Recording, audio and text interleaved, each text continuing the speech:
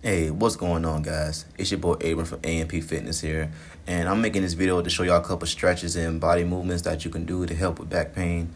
Now, I'm not going to thoroughly explain everything that I'm doing here, and that's only because I like to promote people taking the time to think for themselves and take initiative for themselves to do research on things that they hear from other people or they see and so on and so forth. Or just anything you're curious about or want to learn in general.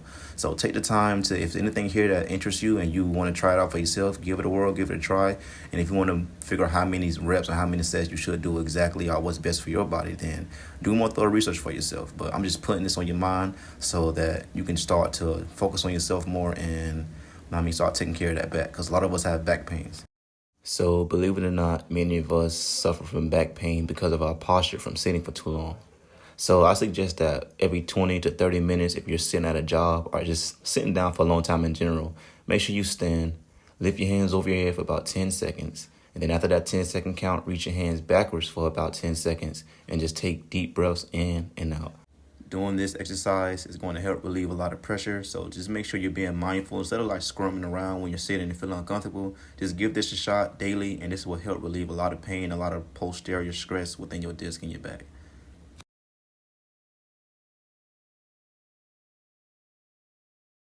Now, this body movement is not a fan of mine. I don't necessarily enjoy doing it, but I'm all about doing things that help with the lower back and hips. So I'm going to give it a whirl whether I like it or not. Now, this body movement can be done without an assist from a chair. I just don't have the best balance, especially on my right leg ever since I broke my ankle. So I use a chair to assist me to do this. Pretty much to do this without a chair is you want to stand up straight, then you will lean forward, kind of bend the knees slightly. You'll pull one leg back, and then you just start moving your hips in the same motion that I'm doing here. You can do either 3 sets of 3 or 3 sets of 6 for this, depending on the comfort level and how much pain you're in. So just give this a whirl and make sure you're doing these daily for the best results.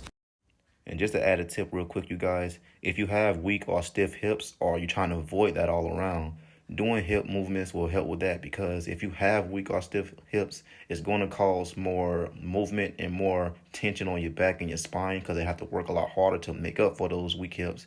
And just having stronger hips to aid in your back will just keep a lot more pressure and pain from occurring. So do these daily and other hip exercises daily to help you. All right, guys, what we're finna do now is a psoas stretch. It's hard to hit the psoas muscle by just doing a lunge, so you want to lift your arm up while in the lunge and lean to the opposite side. This will help engage that psoas muscle and give it a good stretch. So you want to do this about 6 sides each arm and hold for about 6 to 10 seconds each time. Now, for those of you who don't know, whenever you have bad postures, as in like your pelvis is leaning forward and you're wondering where did this come from, it's more than likely because your psoas muscle is too tightened and it's causing your pelvis to pull forward and downward. So it's just increasing the tightness and the pain within your back. And it's best to do stretches like this to go ahead and relieve some of that pressure and just give more mobility back to your psoas muscle, keep it from being so tightened. And oftentimes, if you're in a sitting position too long, this also shortens that muscle because it's putting it in a certain position where it can get tight. So that's why it's good to do these stretches to go ahead and loosen that muscle up and get it back to its natural form, so it can stop pulling your pelvis forward so much. And to be honest with you guys, this is an issue that I have personally. So I'm definitely going to be doing this stretch in particular every day, in addition to others, just to get my posture back to where it's supposed to be and get my body back in line correctly. Now, I do believe that many of you probably seen this one before, or maybe even given it a try yourself, but this is just another great one for the back, and it actually feels really good to do. Normally, when I do this for the first time, my shoulders will pop a good 2-3 times, and that always feels great. So I recommend, if you've never done this before, go ahead and give it a try and do it daily, because this is really great for the back. And make sure you lean against the wall. You want to keep your back as well as your shoulders against the wall and trying to keep your shoulders firmly pressed. You don't want to lift your arms completely up. You just want to get those arms up as high as they go before you start engaging your shoulders too much, and just bring them back down. This stretch feels really good, and I'm also going to be doing this one daily, as it's one of my favorites. So I recommend y'all get this on the whirl. It's pretty simple, pretty easy. Well, all these are pretty simple and pretty easy, so there's no reason to not take 5 minutes out of your day to go ahead and do this and just work on your posture.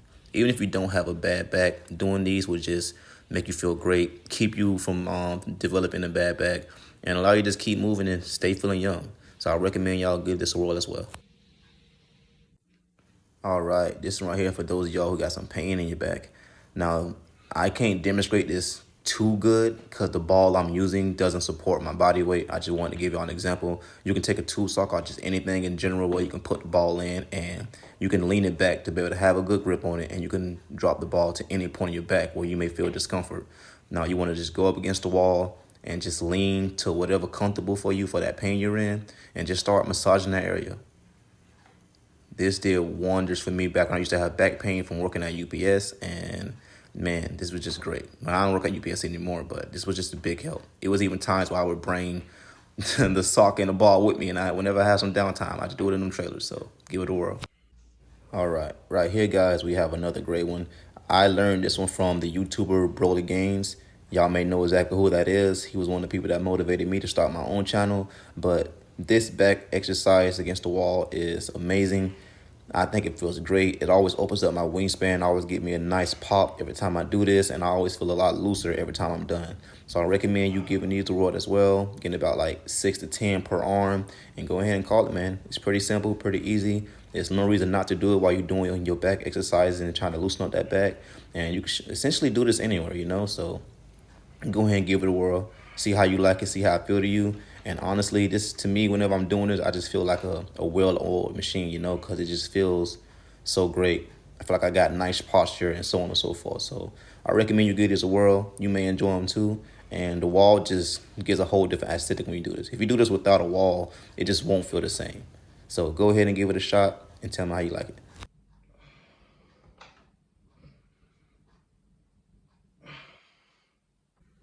All right, guys. For this one, you want to get you a towel. Make sure you roll it up. Go ahead and pull it to get some tension. And you just want to reach backwards with the towel as far as you can. And then just bring it back up. And pretty simple, pretty easy. I'm so into the video that I made the sound effect like I'm stretching again. But that's how I felt when I was doing it.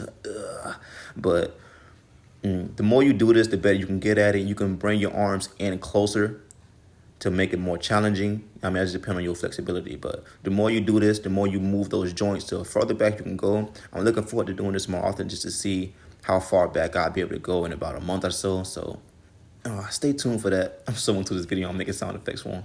But stay tuned for that, guys. You can continue to get better at this. The first time I seen this before, the gentleman I seen presenting this, he was able to go like almost like to his butt. And I'm like, geez, man, he must do this often. I know his back feels great. So I want to add this to my repertoire, and y'all can go ahead and do the same. Alrighty, guys. So what we're finna do here is another pretty simple stretch. You can actually warm up with this one before you do everything else. And this is actually a good one to segue into before you do your psoas stretches, which is essentially this right here, added with a lunge. But you pretty much want to hold your hand on your hip, stand up tall, and then just lift your arm up and get into that stretch.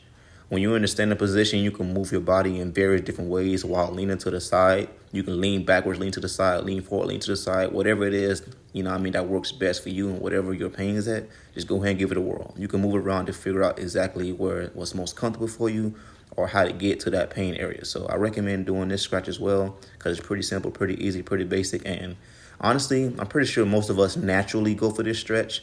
So, you know what I mean, it's a go-to, guys. So it had to be put in there. Make sure you get these in daily as well. Keep that body fluid, keep that body moving.